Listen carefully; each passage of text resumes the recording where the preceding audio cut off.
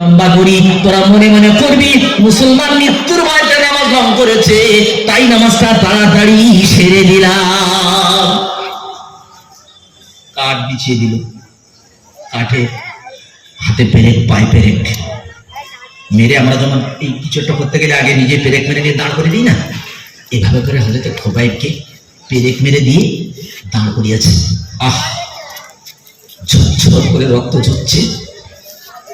ওই সময় কাফেরের দলেরা বলছে, কাফেরের দলেরা খোবাইবকে বলছে যে তুমি কি এটা পছন্দ করো?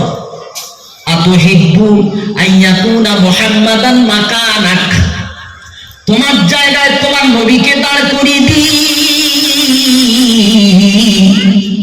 আর তুমি বাড়িতে আরাম করো, তার নবীকে তুমি একটা গালি দাও, আমরা তোমাকে ছেড়ে দেব। আহ, খোবাইব বলছেন, কাফের বেঈমানদের বলছেন, মা উহিব্বু আন আকুনা আমনা আহলি ওয়া ওয়ালাদি ওয়া আন্না মুহাম্মাদান তাশরুহু শাওকা। এই বেঈমানের দল, আমি আমার বিবি বাচ্চার সঙ্গে আমার আরামের সঙ্গে থাকবো, আর আমার নবীর পায়ে একটা কাঁটা ফুটবে, আমি বরদাস্ত করতে পারবো না। তরবারি মারা হতেছে, কাঁটা দিয়ে গুঁতো মারা হচ্ছে, বস্তুগুলো তুলে তুলে, আমরা যেমন মাটি খুঁড়িয়ে দেখি কি আছে, গার বস্তুগুলো তুলে তুলে এমনি করে দেখা হচ্ছে, শরীরের বস্তুগুলো দেখা হচ্ছে। খাব্বাব ওই সময় কাঁদতে কাঁদতে বলেছেন, আল্লাহ আমার তো কোনো দোষ নাই, আল্লাহ আমার তো কোনো অপরাধ নাই, আমি কিন্তু তোমাকে মহব্বত করি, তোমার নবীর ভালোবাসি, তাই আজকে আমার এই শাস্তি দিতেছে। আল্লাহুম্মা আসিহিম আদাদা,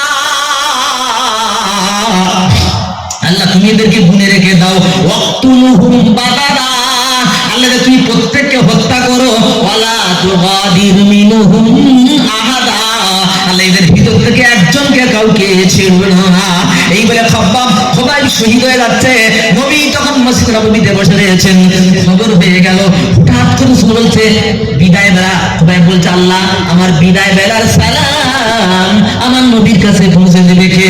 আমার নবী হঠাৎ করে বললেন, ওয়ালাইকুম আসসালাম ইয়া খোবাইব। সাহাবী বলছে, রাসূলুল্লাহ কি হলো? বলে, কাফেরেরা আমার খোবাইবকে খুনি শহীদ করে দিয়েছে। আমার প্রাণী প্রিয় বন্ধু, এই দৃশ্য হযরতে সাঈদ দেখেছেন। হযরত সাঈদ এই খোবাইবের শহীদের দৃশ্য দেখে দেখে রাস্তা দিয়ে হাঁটে খোবাইব, রাত্রি শোয়, স্বপ্ন দেখে খোবাইব। তখন ওনার মনে একটা এরাদা আসলো, কি?